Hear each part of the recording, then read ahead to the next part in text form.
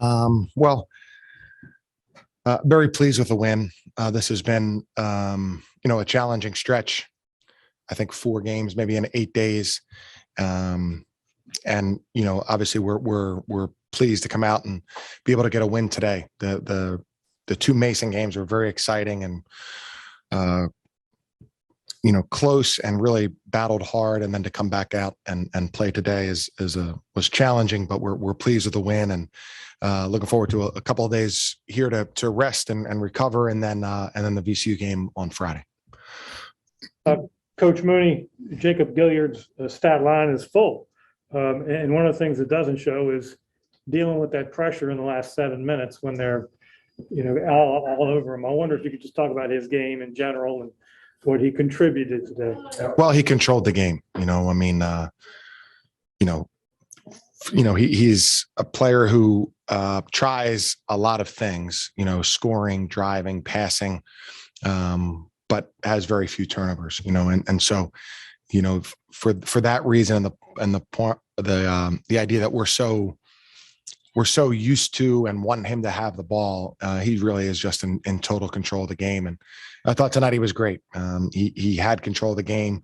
As you said, the press, there's a lot of length out there, and that press could be an issue. And the way that he not just handled it, but sometimes we attacked, kind of him being the catalyst. And sometimes we came over and ran our offense. And I thought he has a great sense for how to go about doing that. Coach Mooney, Grant was just in here and he noted that the Spiders are maybe not where they wanted to be at this time of year, but a game like today perhaps demonstrates that they're still after it. I wonder if you could discuss that part of it. Yeah, I think, one, it's a really long season and we have a lot of really great opportunities and games in front of us. That's number one. Two, we're having a conference game with 6,800 people here, and there's a lot of energy and support for us. And so, we understand that and are going to play as hard as we possibly can. And I think, us being +9 on rebounding, the way the game was, us trying to push the pace and played with great energy. And I think it demonstrates all that, but it's a long season, and we have a lot of great opportunities in front of us. Most important, our rest here for a couple of days, and then we have a lot of great opportunities in front of us. Could you share Jai Bailey's status and if he may be available Friday night? I think that's going to get closer and closer to being decided.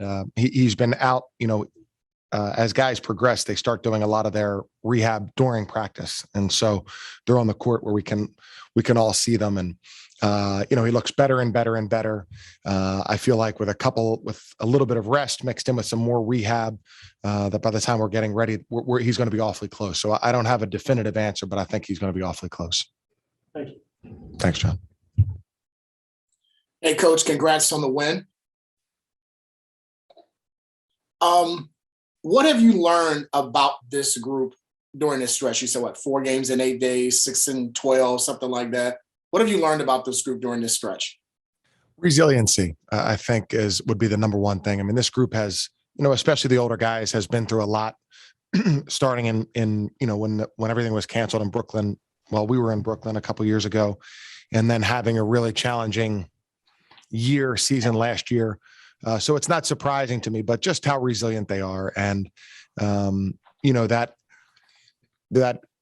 after a tough, it's an overtime loss the other night, and there were some critical plays down the stretch that maybe we could have had a different outcome of the game. But the guys are still ready to get prepared for LaSalle. Not a lot of finger pointing or doubting or, shifting blame or pointing fingers, but just guys who are prepared, disappointed for sure, but they're ready and willing to get prepared for the next game, and understanding how much is in front of us, and having that mature understanding of how important every game is.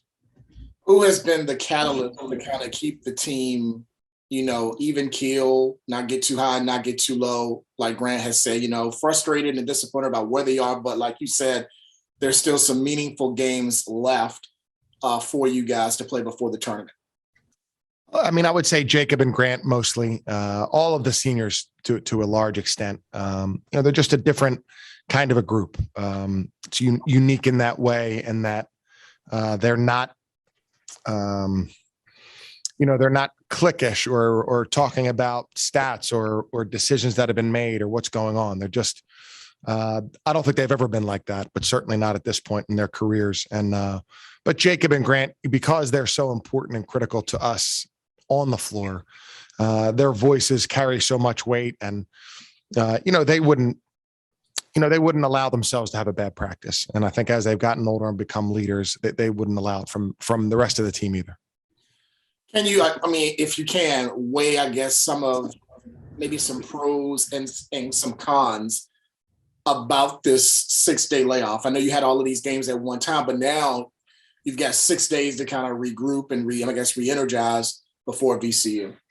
Yeah, right now I don't see any cons. I see it as all pros. It's demanding. The amount that goes into one game. From everybody, from the administration and the security crew, and everybody, even the media. The amount that goes into one game is a lot. And so you imagine for the team, you're trying to learn and retain so much information. You're shooting around, you're prepping, you're watching film. So to have a break like this is great for us. And I think it's all pros. And obviously we're very familiar with VCU.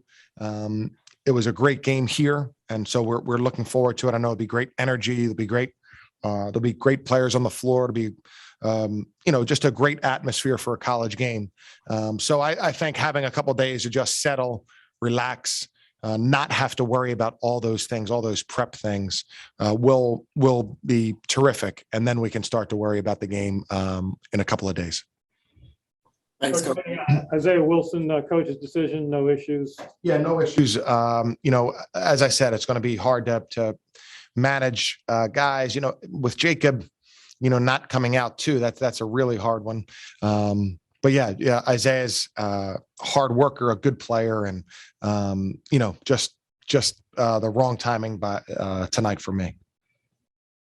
I was just going to say, with the stretch run, you play every team that's in front of you, right, with the exception of Davidson. Right. So the season is still very much up in the air. Yeah, for sure. For sure. We have a lot of good games. And, this is college basketball. There will not be one night of games where there's not a surprising result, and for us, we didn't want to have that tonight. We wanted to have the result that we anticipated. But yeah, moving forward, we have a lot of really good teams, and they're great opportunities, and hopefully we can be focused and play our best basketball here down the stretch. Grant, when the Spiders made their move in the second half, what strikes you as being the catalyst? Was it the defensive side? You held them to about 2 hoops for about 6 minutes, or the offensive side where you seemed to get some flow going? Yeah, for sure. I mean, obviously we're an offensive minded team. We have so many guys that have scored so many points and can do so many different things. But I think every game this year, really, when we've been able to stretch the game out and sort of extend leads, it's all started on defense. So I think certainly defense, number one, and number two, I think we really got out in transition. I think that's something, regardless of the outcomes of the games, the last 4 or 5 games, I want to say we've done a really good job of really getting the ball going. Did a great job against St. Bonaventure in that aspect. So I think, with the athletes that we have and the playmakers we have, when we get out in transition, we're really good. Which brings us to Gilliard. His stat line is very full tonight, including a block. I wonder if you could comment on his contributions overall to getting things moving out there. I mean, as always, he's the one that makes us go. He could have 0 points and still be our best player. The amount of shots that he creates for others and what he's able to do with the steals on the defensive end, it's truly incredible. In terms of his block, he was like on track for 1 a year, and I don't think he got one last year. So I think he has to get another one to make up. Hey, may I ask you a rebounding question? Richmond hasn't been known for its rebounding, and Coach Mooney has a certain philosophy on going for the offensive boards. Mm-hmm. When do you personally, or you and KO and Burton determine I'm going to go for this offensive board, and when I'm going to fall back and make sure we don't get hurt in transition? Yeah, Honestly, I think it's just a feel thing. And, sort of like I said before with your first question, we have guys who have a really good feel and high IQ for the game. But certainly, I think we've done a better job this year in terms of deciding when we're going to go. We're going more than we usually do.